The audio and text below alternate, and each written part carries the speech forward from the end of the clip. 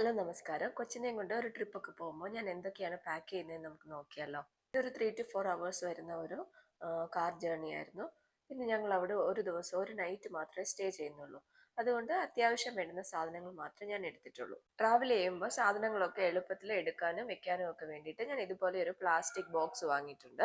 First നമുക്ക് കഴിക്കാൻ എന്തൊക്കെയാണ് എടുത്തതെന്ന് നോക്കാം. ഞാൻ ഫ്രൂട്ട്സ് എടുത്തിട്ടുണ്ട്, അതിൽ ആപ്പിൾ ഉണ്ട്. അതുപോലെ ഒരു ബോക്സിൽ അനാർ പൊളിച്ച് വെച്ചിട്ടുണ്ട്. പിന്നെ പഴവും എടുത്തിട്ടുണ്ട്.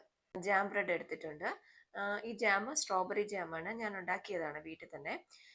ഇതിൻ്റെ വീഡിയോ ഞാൻ ലോങ് വീഡിയോ ആയിട്ട് ഇട്ടിട്ടുണ്ട്. നിങ്ങൾക്ക് താല്പര്യം ഉണ്ടെങ്കിൽ പോയി കണ്ടു നോക്കാം. പിന്നെ കുടിക്കാനായിട്ട് ഞാൻ മോരും വെള്ളം എടുത്തിട്ടുണ്ട്. ചിലപ്പോൾ ജ്യൂസൊക്കെ എടുക്കും. പിന്നെ സ്റ്റീൽ കപ്പ് ഗ്ലാസ് ഒക്കെ എടുത്തിട്ടുണ്ട്. വഴിക്കുന്ന ഞങ്ങൾ കരിക്കും വെള്ളമൊക്കെ മേടിച്ച് കുടിക്കാറുണ്ട്. സോ അതിന് വേണ്ടിയിട്ടാണ് ഇതൊക്കെ എടുക്കുന്നത്. പിന്നെ കടയിൽ നിന്ന് മേടിച്ച കുറച്ച് സ്നാക്സും എടുത്തിട്ടുണ്ട്. പിന്നെ ടിഷ്യൂ പേപ്പർ എടുത്തിട്ടുണ്ട്. അതുപോലെ ടവൽ എടുത്തിട്ടുണ്ട്. പിന്നെ ഹാൻഡ് വാഷും എടുത്തിട്ടുണ്ട്. പിന്നെ ഇതുപോലെ ഒരു ട്രേ എടുത്തിട്ടുണ്ട്. അവൻ ചിലപ്പോൾ ഛർദ്ദിക്കോ, അതിന് വേണ്ടിയിട്ടാണ് ഈ ട്രേ എടുത്തേക്കുന്നത്. ട്രാവലിന് അത്യാവശ്യം വേണ്ടത് അവനെ എൻ്റർടൈൻ ചെയ്യിപ്പിക്കാനുള്ള കുറച്ച് സാധനങ്ങളാണ്. അതിന് കളറിങ് ബുക്സ് എടുത്തിട്ടുണ്ട്, ക്രയോൺസ് എടുത്തിട്ടുണ്ട്, സ്കെച്ച് പെൻ എടുത്തിട്ടുണ്ട്. പിന്നെ അവൻ്റെ ഫേവറേറ്റ് ബുക്സ് എടുത്തിട്ടുണ്ട്.